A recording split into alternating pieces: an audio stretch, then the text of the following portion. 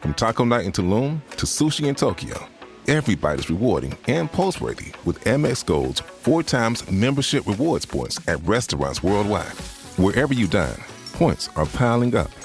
So bring your friends along for your next course, because it's not all about the posts. It's about the company and the memories. How can gold from Amex sweeten your next food moment? Learn more at americanexpress.com/explore-gold. Terms and points cap apply.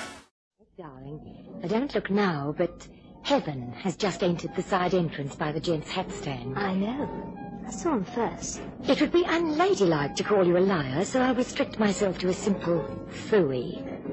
And anyway, we can only have escorts that our husbands approve of. That gorgeous hunk of masculinity makes Rock Hudson look like Frankenstein. So, what chance do you think you'll have, Meg, darling? Are you insinuating that my husband's jealous? Yes. You're right. Then I suggest that you forget all about him and leave him to me. You're wrong. I happen to know that fabulous man works for an offbeat company that specializes in doing odd jobs of this nature. Gigolos? Oh, well, they're rough and tough, but it makes the escort in this case sort of official. So my dear spouse, Sammy Brodie, will, I'm sure, have no objections to that man being my partner at the opera, especially since he'll charge a fee. Are there any more like him in this, company? Of course. Well, tell me quick, where is it? An office on 33 Half Moon Street.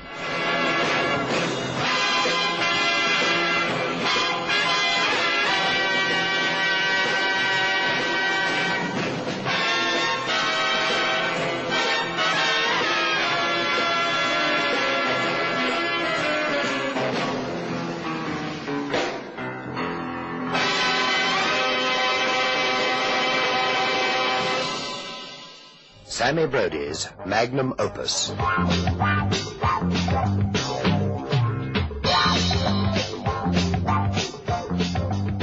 Clients don't often arrive without a previous telephone call, and, well, I wondered if Mrs. Brodie wasn't perhaps an old client whose name had eluded me for the moment. However, when she was ushered in, I was quite sure I'd never seen her before. She was what Sam Goldwyn must dream about when his nights are peaceful.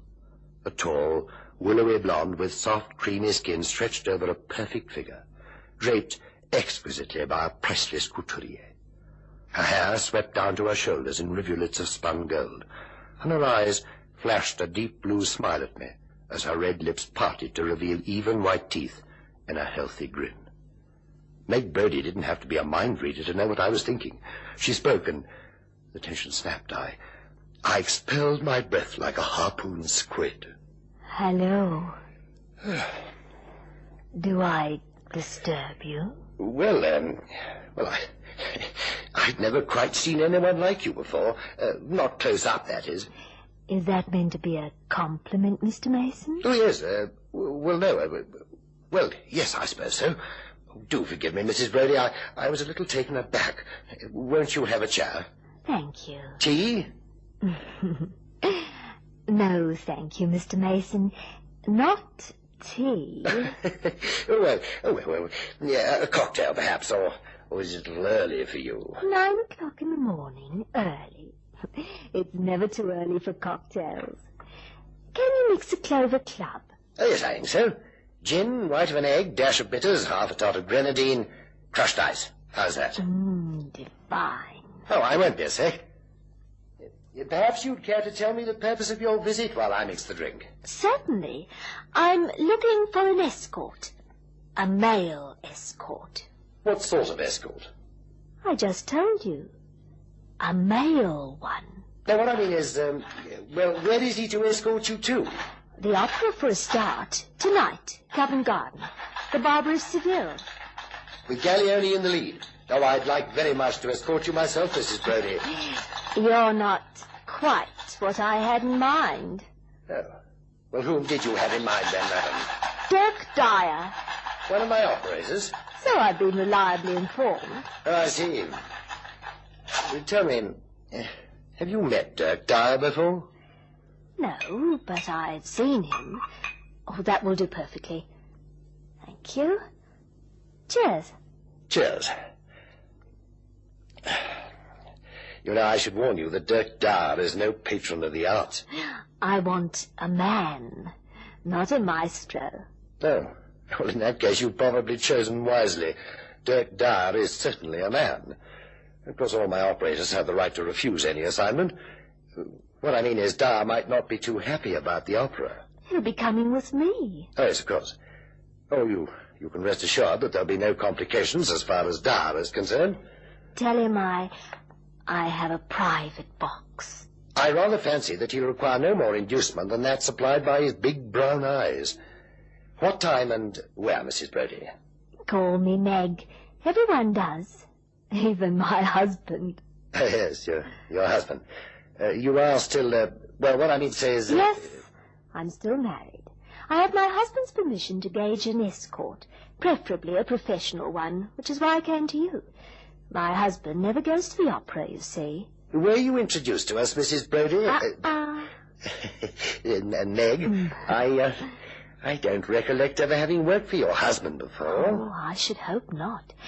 My husband, Mr. Mason, is the infamous Sammy Brodie, notorious muscle man and international gangster.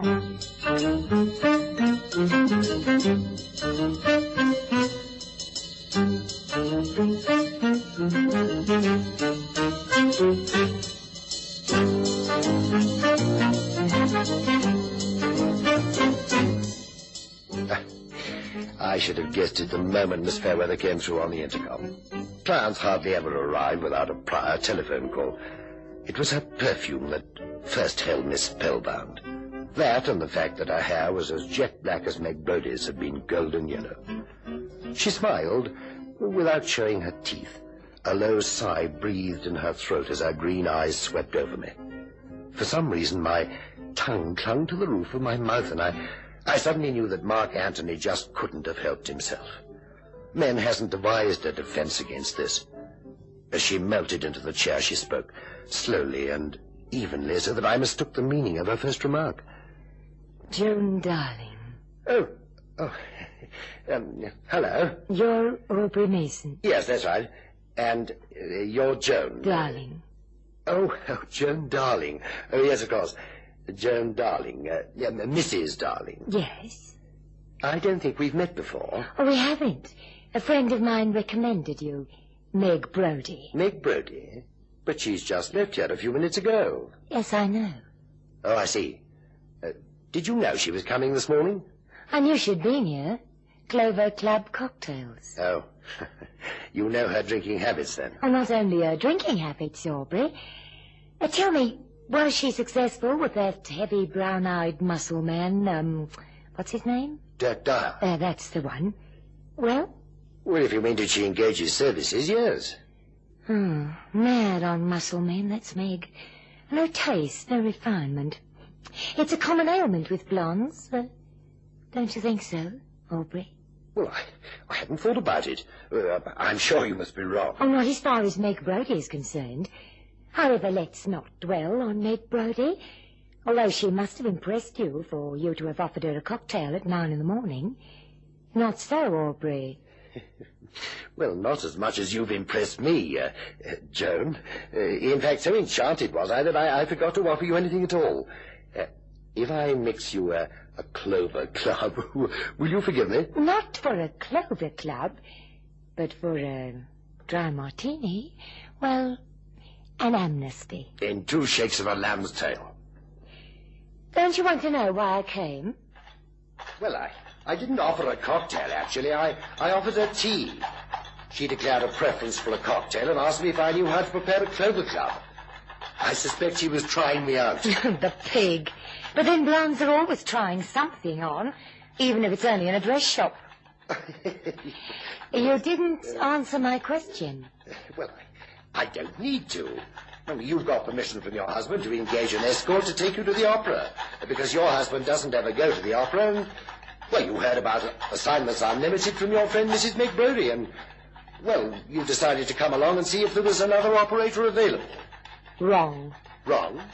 I came along to see if you were available. Well, Aubrey? What? Oh, Yes. yes, of course. An honour, Mrs. Darling. Either use Joan or drop the missus. You even guessed how much. Cheers. Cheers. Ah, delicious. I think I'm going to enjoy this evening. Well, I'm sure I am. How simply marvellous to have a gentleman for company for a change. I'm married to a gorilla, Aubrey. Oh, then your husband is also a gangster, like Meg's, I mean. Oh, she told you? Yes, mine too. But you do have permission. Not really, no. No, I think it would be truthful to say that I definitely do not have permission. Well, then you think it's wise, I mean... Wise? Oh, yes, Aubrey. My husband is the celebrated Fingers Darling, professional embezzler. Oh, no, really? Wanted by the police on 2 continents. Nobody knows where he is. Not even you? Of course I know where he is. At the moment he's in, South America somewhere. South America? Well, I mean, that's a long way, Mrs. Joan. Yes, isn't it, Aubrey? Would you like another cocktail? I'd love one. All right, Fingers, you can open up. It's me, Sammy. Sammy Brodie? Well, it ain't Sammy Davis, Jr. Oh, I'll have you a minute. You've got everything? Yeah, everything. Hang on. Oh, that's a bit better. Well, Fingers, you been comfortable? Yeah, great. Did you bring the champagne and Kevy? Yeah, right there in the bucket. Now, where'd you eat that stuff? There's half an ox in a deep freeze. When you got $500,000 stashed away like I have, you get used to the good things in life. Like, Joan, for instance? You ain't got a bad popsy yourself, Sammy. The only difference is you can get to seeing yours. Yeah, I know how you must feel, Fingers. And, well, I'd like to help you out, believe me, but you must see how it is. I can't have anyone outside the mob know the existence of this hideaway. You must admit that with the exception of Popsy's, it's some hideaway. I admit it, yes. Luxury flat hidden inside an East End garage. Yeah. Only you could think of a thing like that, Sammy. Well, you get stuck into the cavvy, well, I'll give you the griff. Yeah. Did you see Joan? No, I didn't, but Meg did. How is she? Oh, great, just great. Cool, if only I could leave here for one night. Just one night. Well, you will be leaving tonight. Hey? Well, the fairy godmother granted your wish. You mean the job's on tonight? Yeah, it's just what I do, mate. Now, you listen here. My wife Meg is going to the opera tonight with another fella, see? Now, don't get it wrong. I'm stacking up an alibi for tonight that I'll be out of town in the Midlands. Oh. Meg going to the opera with another bloke adds up to it, huh? Oh, yeah. Well, no Parker'd be crazy enough to filch my popsy if I was in town. Yeah, mine neither. Oh, yours doesn't come into it, does she? She spread the rumour around that you're in South America, and the peelers are beginning to believe you really are. Anyway, you're as safe here as you would be in South America. Except that I can't see Joan. Oh, no, not that again. Can't you be patient? Oh. There's $500,000 in this for you if you play it right. 20 years inside if you play it wrong. Oh, I know you're right, Sammy, but... God, if I could just see her once. Yeah, you already said that. When you get to South America, you can send for her. Now, tell me about the arrangements. Well, we spring the mob from Pentonville at 10:30 sharp. Why so early? So that your seaplane can be well out over the Atlantic before dawn. Oh, yeah. And there are 3 of us going with you, and they have to come from the pen, get down to Leon Sea, pick up the motor launch, and cruise out to the plane. Yeah? She's lying off the roads over from the artillery target practice area, and we're hoping that when she starts up, any snooper will reckon she's a military plane. Get it? Ah, yeah. If anything goes wrong, though, we'll have a hard job finding you out over the Atlantic in the pitch dark. All right? Sounds all right. And you say Meg is out with some other fella? Only to the opera, Fingers. Just the opera. You know, I can trust my Meg, Fingers. I wish I could say the same for Joan, Sammy. I wish I could say the same. But if I ever did catch her with another fella, I'd slit his throat from ear to ear. Ear to ear, Sammy. I unashamedly confess that I was overboard for the Darling woman. Reflecting on her and the golden blonde Meg Brodie, I wondered how such delectable creatures could wind up as gangsters' moles. But of course it was money. I remember the newspaper story about Fingers Darling. He was one of the Harrow bank robbers and wanted by the police. The rest of the mob were behind bars, 3 of them, and the story was that they'd got away with a cool $2 million. Only Darling was at large, and he was said to be in South America. Indeed, I genuinely believed him to be there, since his own wife had told me as much. 2 hours to go before I picked up Joan Darling at her flat. I found myself wondering what she was doing.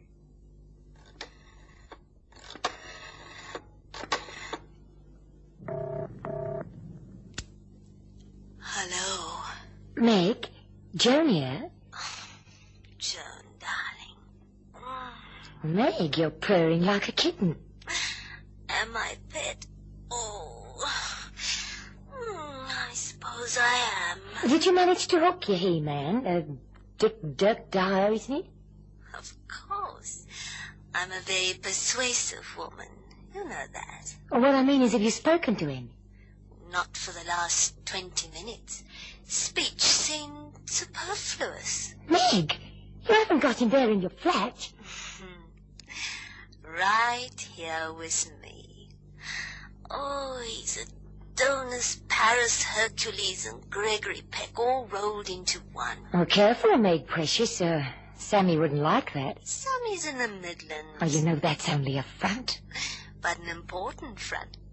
He mustn't be seen around here for today, at least. Sammy's got $1,000. Oh, now you're being theatrical or jealous. Uh-oh. The creature's stirring. I must ring off. I think he's going to wake up. Goodbye, dear. Good luck. Got everything, Fingers? Yeah. The rope's nylon, though. Don't look too strong. It's twice the strength of them. I hope you're right. That wall's 60 feet high, you know. Don't worry, you'll be okay. Let's run over the routine. We've got a few minutes. All right. The cylinders of the L gas have already been smuggled into the pen. Uh-huh. There's 12 of them placed around the prison, and at 10:30, 12 trustees will set them off. All right. In 2 minutes, every man jack in the prison will be sleeping his head off, even those who don't mean to go to sleep. Except for the corner wall guard. He's in the open, in the fresh air. I'll fix him on the wall. Yeah, with chloroform, Fingers, not with a knife. What does it matter as long as he's fixed? It matters a lot. We don't want a murder rap hanging over us. Yeah, all right. I'll use chloroform. I just hope it's enough, that's all. Yeah, so do I, Fingers. For your sake. Now, do you want to take a look at the route? No need. It's all in me noggin. Know it off by heart. Yeah, well, just check the last part. We wait in the car at the top end of Argyle Street off the Gray's Inn Road. Yeah, it's the most important part. Nobody'd ever guess that we'd take that route. The top end of Argyle Street, remember? Off the Gray's Inn Road. Let's go.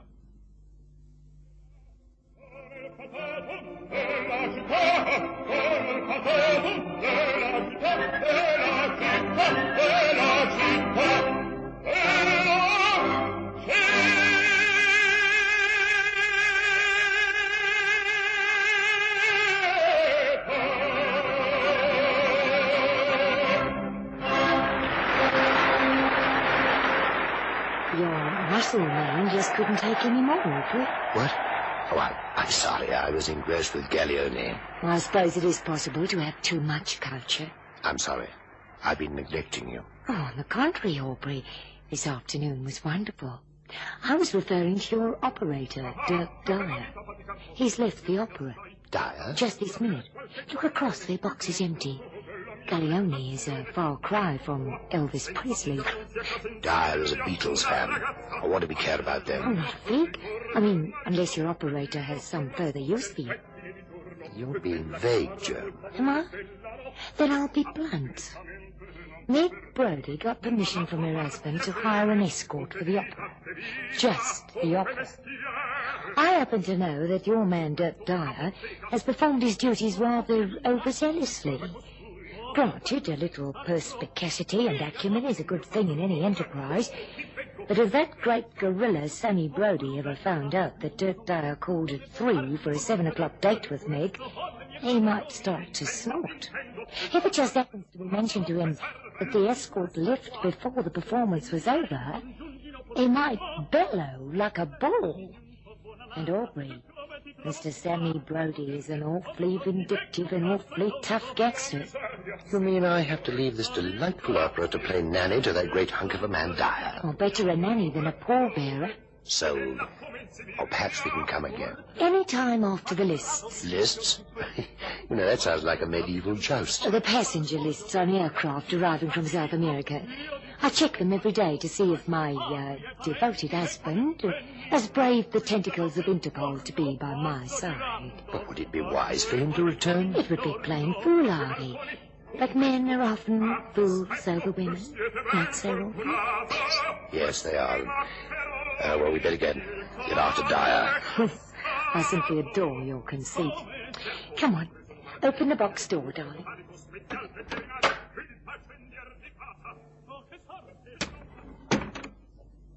Do you think they're still in the foyer? Oh, no chance of that. They'll have left already. But they'd have to ring for a cab. Meg Brodie. Her husband is as rich as Croesus. She always travels about London in a chauffeur-driven car. Oh, it has many advantages. No parking problems, no waiting.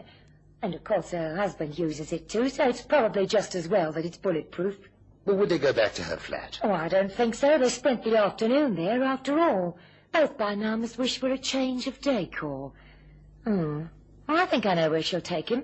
A private club on the other side of town. I've been there often. Always with the Fingers, of course. Well, do you think we should visit your old haunts? I don't think we have to worry over much. South America is so far away, and Fingers is not a complete idiot. But Sammy Brodie is only in the Midlands. See what I mean? Yes, of course. Then I'll ring for a cab. Where is this club? It's at the top end of Argyle Street, off the Gray's End Road. Here we are. Right on time, Sammy. Yeah, well driven, Fingers.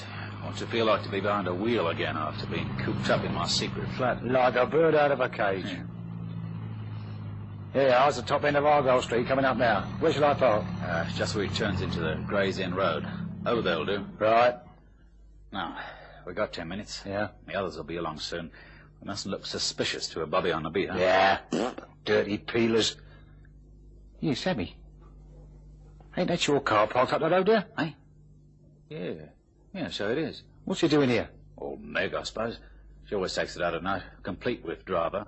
Yeah, but why here? She don't know nothing about this lot, does she? Use your loaf. It's Argyle Street, innit? The Penguin Club, remember? You've been here often enough. Oh, yeah, of course. Penguin. Does she come often alone? She'll have an escort with her. Oh, yeah, you told me, didn't you? She was going to the opera with another fella to clinch your alibi. Opera must have come out early. Yeah, I suppose so. Ain't you worried? Oh, why should I be? Well, Meg's a beautiful woman. Well, so's Joan. Yeah, she's at home. Oh, turn the window down, it's hot in here. Yeah, okay. A taxi. Someone else for the club, I suppose. Yeah, I suppose so.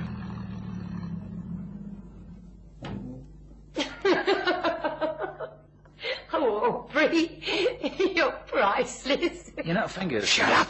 Yeah, what's the matter with you now? I said shut up! Over the road, Aubrey, darling. Fingers! Hey, where are you going? Fingers! Fingers! Look out! He's got a knife! Aubrey, it's my husband. All right, you've got it coming to me. No, you don't! Ooh, that's the first one. And here's another. And another. You killed him? No, I haven't. You just have a sore head for a few days. I wonder who brought him here. They've driven off? Your list system wasn't very effective, was it? No. Such an unreliable place, South America. I'm sure dear Fingers will be much safer in Pentonville Prison. Safe from whom? Didn't you know? Well, Fingers was most indiscreet. He visited Meg Brodie one day when Sammy was in the Midlands. I wouldn't be in the least bit surprised if Sammy didn't try to get his own back on Fingers one day. Yes, Sammy Brodie did get his own back on the little embezzler Fingers Darling. Oh, there was no prison break planned. The whole thing was a frame-up engineered by Sammy, and the underworld could never point a finger at him and accuse him of being a stool pigeon. Fingers brought the trouble on himself when he attacked me in a fit of jealous rage. The police recovered the stolen money, and Fingers went to join his cronies in prison. And what happened to Joan Darling? Well, the last I heard of her, she was with Sammy Brodie in the Midlands.